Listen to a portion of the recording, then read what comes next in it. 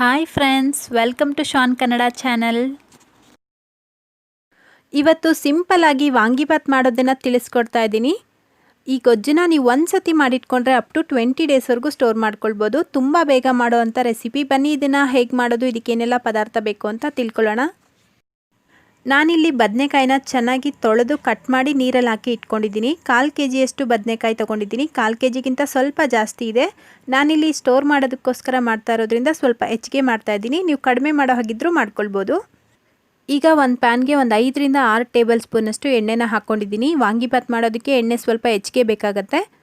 ಈಗ 1/4 tea spoon ಸಾಸಿವೆ, 1 table spoon ಕಡಲೆಬೇಳೆ, ಹಾಗೆ 2 ರಿಂದ 3 ಟೇಬಲ್ ಸ್ಪೂನ್ ಕಡಲೆ ಬೀಜನ ಹಾಕ್ಕೊಂಡಿದ್ದೀನಿ. ಇದನ್ನು ಒಂದು 2 ಸೆಕೆಂಡ್ ಫ್ರೈ ಮಾಡ್ಕೊಳ್ಳಿ. ಈಗ ಇದಕ್ಕೇನೆ ಕಟ್ ಮಾಡಿರೋ ಅಂಥ ಈರುಳ್ಳಿನ ಹಾಕ್ಕೊಳ್ತಾ ಇದ್ದೀನಿ. ಮೀಡಿಯಮ್ ಸೈಜ್ದು 2 ಈರುಳ್ಳಿನ ತೊಗೊಂಡಿದ್ದೀನಿ. 4 ಹಸಿಮೆಣಸಿನ್ಕಾಯಿ, ಸ್ವಲ್ಪ ಕರಿಬೇವಿನ ಎಲೆನ ಹಾಕ್ಕೊಂಡು ಫ್ರೈ ಮಾಡ್ಕೊಳ್ತಾ ಇದ್ದೀನಿ. ಇದೂ ಅಷ್ಟೇ ಒಂದು 2 ಸೆಕೆಂಡ್ ಫ್ರೈ ಮಾಡಿಕೊಂಡ್ರೆ ಸಾಕು. ಈರುಳ್ಳಿ ತುಂಬ ಕಲರ್ ಚೇಂಜ್ ಆಗಬೇಕು ಅಂತ ಏನಿಲ್ಲ. ನೋಡಿ, ಇಷ್ಟು ಕಲರ್ ಚೇಂಜ್ ಆದರೆ ಸಾಕು. ಇದಕ್ಕೆ ಈಗ 1 ಕಪ್ಪಷ್ಟು ಹಸಿ ಬಟಾಣಿನ ಹಾಕ್ಕೊಳ್ತಾ ಇದ್ದೀನಿ. ಹಸಿ ಬಟಾಣಿ ಇಲ್ಲ ಅಂದರೆ ನೀವು ಒಣಗಿರೋ ಅಂಥ ಬಟಾಣಿನ ನೆನೆಸಿ ಬೇಕಿದ್ದರೂ ಹಾಕ್ಕೊಳ್ಬೋದು. ಇಲ್ಲ ಅಂತಂದರೆ ಸ್ಕಿಪ್ ಬೇಕಿದ್ದರೂ ಮಾಡ್ಬೋದು. ಬಟಾಣಿ ಹಾಕಿದ್ರೆ ಟೇಸ್ಟ್ ಚೆನ್ನಾಗಿರುತ್ತೆ. ಇದಕ್ಕೇನೆ ಈಗ ಕಟ್ ಮಾಡ್ಕೊಂಡಿರೋ ಅಂಥ ಬದನೆಕಾಯಿನ ಹಾಕ್ಕೊಳ್ತಾ ಇದ್ದೀನಿ. ನಾನು ಆಗಲೇ ಹೇಳಿದಾಗೆ ನಾನಿಲ್ಲಿ ಸ್ವಲ್ಪ ಹೆಚ್ಚಿಗೆ ಮಾಡ್ತಾ ಇರೋದ್ರಿಂದ ಎಲ್ಲ ಸಾಮಗ್ರಿನೂ ಸ್ವಲ್ಪ ಜಾಸ್ತಿ ಉಪಯೋಗಿಸಿದ್ದೀನಿ. ನೀವು ಕಡಿಮೆ ಮಾಡೋ ಹಾಗಿದ್ರೆ ಕ್ವಾಂಟಿಟಿನ ಕಡಿಮೆ ಮಾಡ್ಕೊಳ್ಬೇಕು. ಇದಕ್ಕೇನೆ ಈಗ ರುಚಿಗೆ ತಕ್ಕಷ್ಟು ಉಪ್ಪು ಹಾಕ್ಕೊಳ್ತಾ ಇದ್ದೀನಿ. ಹಾಗೆಯೇ 1/4 ಟೀ ಸ್ಪೂನ್ ಅರಿಶಿನ. ಉಪ್ಪು ಮತ್ತು ಅರಿಶಿನ ಹಾಕೋದ್ರಿಂದ ಬದನೆಕಾಯಲ್ಲಿರುವಂಥ ನೀರಿನಂಶ ಬಿಡುತ್ತೆ. ಈಗ ಇದನ್ನು ಚೆನ್ನಾಗಿ ಒಂದು ಸತಿ ಮಿಕ್ಸ್ ಮಾಡ್ಕೊಳ್ಳಿ. ನಾವೇನು ಹಾಕಿದ್ದೀರಿ ಎಣ್ಣೆ, ಅದರಲ್ಲೇ ಇದು ಚೆನ್ನಾಗಿ ಬೇಯಬೇಕು.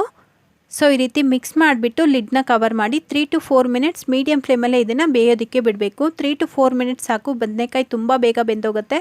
ತುಂಬ ಹೊತ್ತು ಬೇಯಿಸ್ತ್ರಿ ಅಂದರೆ ಬದನೆಕಾಯಿ ತುಂಬ ಸಾಫ್ಟ್ ಆಗೋಗುತ್ತೆ, ಆಗ ತಿನ್ನೋದಕ್ಕೂ ಚೆನ್ನಾಗಿರೋದಿಲ್ಲ. ಈಗ 3 ಮಿನಿಟ್ಸ್ ಆಗಿದೆ.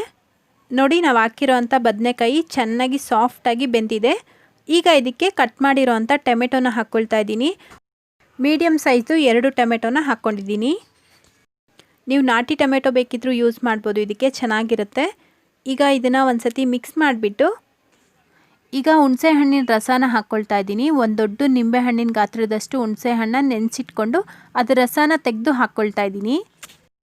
ಈಗ ಲಿಡ್ನ ಕವರ್ ಮಾಡಿ ಮೀಡಿಯಮ್ ಫ್ಲೇಮಲ್ಲೇ ಒಂದು 2 ಸೆಕೆಂಡ್ ಇದನ್ನು ಬೇಯಿಸ್ಕೊಳ್ಬೇಕು. ಈ ರೀತಿ ನೀವು ಹುಣಸೆ ಹಣ್ಣು ರಸ ಹಾಕಿದ ನಂತರ ಬೇಯಿಸೋದ್ರಿಂದ ವಾಂಗಿಬಾತ್ ತುಂಬಾ ರುಚಿಯಾಗಿರುತ್ತೆ. ಈಗ 2 ಸೆಕೆಂಡ್ ಆಗಿದೆ. ನೋಡಿ, ನಾವು ಹಾಕಿರೋ ಅಂಥ ಹುಣಸೆ ಹಣ್ಣು ರಸ ಎಲ್ಲ ಚೆನ್ನಾಗಿ ಬಾಯ್ಲ್ ಆಗ್ತಾಯಿದೆ. ಈಗ ಮೀಡಿಯಮ್ ಫ್ಲೇಮಲ್ಲೇ ಇದನ್ನು ಚೆನ್ನಾಗಿ ಮಿಕ್ಸ್ ಮಾಡಿಕೊಂಡು ಇದಕ್ಕೆ ವಾಂಗಿಬಾತ್ ಪೌಡರ್ನ ಹಾಕ್ಕೊಳ್ತಾ ಇದ್ದೀನಿ. ನಾನಿಲ್ಲಿ 4 ರಿಂದ 5 ಟೇಬಲ್ ಸ್ಪೂನಷ್ಟು ವಾಂಗಿಬಾತ್ ಪೌಡರ್ನ ಹಾಕ್ಕೊಂಡಿದ್ದೀನಿ. ನೀವು ಖಾರಕ್ಕೆ ಎಷ್ಟು ಬೇಕೋ ಅಷ್ಟು ನೋಡಿ ಹಾಕ್ಕೊಳ್ಳಿ. ಇದು ಮನೆಯಲ್ಲೇ ಮಾಡಿರೋ ಅಂಥ ವಾಂಗಿಬಾತ್ ಪೌಡರು. ನಿಮಗೆ ರೆಸಿಪಿ ಬೇಕು ಅನ್ನೋದಾದರೆ ನನಗೆ ಕಾಮೆಂಟ್ ಮಾಡಿ, ಖಂಡಿತ ಈ ರೆಸಿಪಿನ ಅಪ್ಲೋಡ್ ಮಾಡ್ತೀನಿ. ವಾಂಗಿಬಾತ್ ಪೌಡರ್ ಮನೇಲಿ ಮಾಡ್ಕೊಳ್ಳೋದಕ್ಕೆ ಆಗೋದಿಲ್ಲ, ತುಂಬ ಕಷ್ಟ ಅಂತನ್ನೋರು ನೀವು ಅಂಗಡಿಯಲ್ಲಿ ಸಿಗೋ ಅಂಥ ವಾಂಗಿಬಾತ್ ಪೌಡರ್ ಬೇಕಿದ್ದರೂ ಯೂಸ್ ಮಾಡಿ ಇದೇ ರೀತಿ ಗೊಜ್ಜನ್ನ ನೀವು ರೆಡಿ ಮಾಡ್ಕೊಳ್ಬೋದು. ಈಗ ಇದಕ್ಕೇ 1 ಟೇಬಲ್ ಸ್ಪೂನ್ ಬೆಲ್ಲನ ಹಾಕ್ಕೊಳ್ತಾ ಇದ್ದೀನಿ. ಬೆಲ್ಲ ಹಾಕೋದ್ರಿಂದ ಉಪ್ಪು ಖಾರ ಹುಳಿ ಬ್ಯಾಲೆನ್ಸ್ ಮಾಡುತ್ತೆ, ತಿನ್ನೋದಕ್ಕೂ ತುಂಬಾ ಚೆನ್ನಾಗಿರುತ್ತೆ. ಈಗ ಇದನ್ನು ಮೀಡಿಯಮ್ ಫ್ಲೇಮಲ್ಲೇ ಚೆನ್ನಾಗಿ ಮಿಕ್ಸ್ ಮಾಡ್ಕೊಳ್ಬೇಕು. ಒಂದು 2 ರಿಂದ 3 ನಿಮಿಷ ಚೆನ್ನಾಗಿ ಈ ರೀತಿ ಮಿಕ್ಸ್ ಮಾಡ್ಕೊತಾ ಇದ್ದರೆ ನೋಡಿ, ನಾವು ಹಾಕಿರೋ ಅಂಥ ಎಣ್ಣೆ ಎಲ್ಲ ಈ ರೀತಿ ಮೇಲೆ ಬರಬೇಕು. ಈಗ ವಾಂಗಿಬಾತ್ ಗೊಜ್ಜು ರೆಡಿಯಾಗಿದೆ. ನಾನಿಲ್ಲಿ ಯಾವುದೇ ರೀತಿ ಫುಡ್ ಕಲರ್ ಎಲ್ಲ ಬಳಸಿಲ್ಲ, ಯಾಕಂದರೆ ನಾನು ವಾಂಗಿಬಾತ್ ಪೌಡರ್ ಮಾಡ್ಕೊಳ್ಳೋವಾಗಲೇ ಬ್ಯಾಡಗೆ ಮೆಣಸಿನ್ಕಾಯಿನ ಸ್ವಲ್ಪ ಜಾಸ್ತಿ ಹಾಕಿರೋದ್ರಿಂದ ಕಲರ್ ತುಂಬ ಚೆನ್ನಾಗಿ ಬಂದಿದೆ. ಈಗ ಕಟ್ ಮಾಡ್ಕೊಂಡಿರೋ ಅಂಥ ಕೊತ್ತಂಬರಿ ಸೊಪ್ಪನ್ನ ಮೇಲೆ ಹಾಕ್ಕೊಂಡು ಒಂದು ಸತಿ ಮಿಕ್ಸ್ ಮಾಡ್ಕೊಳ್ತಾ ಇದ್ದೀನಿ. ಈಗ ನಾನು ಗೊಜ್ಜು ಜಾಸ್ತಿ ಮಾಡಿರೋದ್ರಿಂದ ಸ್ಟೋರ್ ಮಾಡೋದಕ್ಕೆ ನಾನು ತೆಗೆದಿಟ್ಕೊಳ್ತಾ ಇದ್ದೀನಿ. ನಾನು ಆಗಲೇ ಹೇಳ್ದಂಗೆ ಇದನ್ನು ಒಂದು ಸತಿ ನೀವು ಮಾಡಿಟ್ಕೊಂಡ್ರೆ 20 ಡೇಸ್ವರೆಗೂ ಫ್ರಿಜ್ಜಲ್ಲಿ ಸ್ಟೋರ್ ಮಾಡ್ಕೊಳ್ಬೋದು. ನೀವು ಹೊರಗಡೆನೇ ಸ್ಟೋರ್ ಮಾಡೋ ಹಾಗಿದ್ರೆ ಒಂದು 2 ರಿಂದ 3 ದಿವಸ ಇಟ್ಕೊಂಡು ಯೂಸ್ ಮಾಡ್ಬೋದು. ಈಗ ಇದಕ್ಕೆ ಅನ್ನನ ಹಾಕ್ಕೊಳ್ತಾ ಇದ್ದೀನಿ. ಅನ್ನ ಸ್ವಲ್ಪ ಉದ್ರುದ್ರಾಗಿ ಮಾಡ್ಕೊಳ್ಳಿ. ನೀವು ಕುಕ್ಕರಲ್ಲಿ ಮಾಡೋ ಹಾಗಿದ್ರೆ ಬಿಸಿಯಲ್ಲೇ ಸ್ವಲ್ಪ ಲಿಡ್ನ ತೆಗೆದು ಅನ್ನನ ಆರಿಸಿಟ್ಕೊಂಡು ನಂತರ ನೀವು ಮಿಕ್ಸ್ ಮಾಡ್ಕೊಳ್ಳಿ. ವಾಂಗಿಬಾತ್ ಉದ್ರುದ್ರಾಗಿದ್ರೇ ತಿನ್ನೋದಕ್ಕೆ ಚೆನ್ನಾಗಿರುತ್ತೆ. ಈಗ ವಾಂಗಿಬಾತ್ ರೆಡಿಯಾಗಿದೆ. ನೀವು ಇದನ್ನು ಕಾಯಿ ಚಟ್ನಿ ಜೊತೆಲಿ, ಕಡಲೆ ಬೀಜದ ಚಟ್ನಿ ಜೊತೆಲಿ, ಇಲ್ಲ ಅಂತಂದರೆ ಮೊಸರು ಬಜ್ಜಿ ಜೊತೆಲಿ ಹಾಗೆ ಬೇಕಿದ್ದರೂ ಸರ್ವ್ ಮಾಡ್ಬೋದು. ತುಂಬಾ ರುಚಿಯಾಗಿರುತ್ತೆ. ಸೊ ಇವತ್ತಿನ ಈ ರೆಸಿಪಿ ನಿಮ್ಮೆಲ್ಲರಿಗೂ ಇಷ್ಟ ಆಗಿದೆ ಅಂತ ಅಂದ್ಕೊಂಡಿದ್ದೀನಿ. ಇಷ್ಟ ಆಗಿದ್ದರೆ ವಿಡಿಯೋನ ಲೈಕ್ ಮಾಡಿ, ಶೇರ್ ಮಾಡಿ.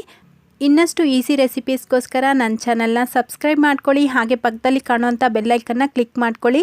ಬೆಲ್ಲೈಕನ್ ಕ್ಲಿಕ್ ಮಾಡೋದ್ರಿಂದ ನಾನು ಯಾವುದೇ ವೀಡಿಯೋಸ್ನ ಅಪ್ಲೋಡ್ ಮಾಡಿದಾಗ ಮೊದಲು ನಿಮಗೆ ನೋಟಿಫಿಕೇಷನ್ ಬರುತ್ತೆ. ಆಗ ನೀವು ವಿಡಿಯೋನ ನೋಡ್ಬೋದು. ಸೊ ಮುಂದಿನ ವಿಡಿಯೋದಲ್ಲಿ ಭೇಟಿಯಾಗೋಣ. Thank you.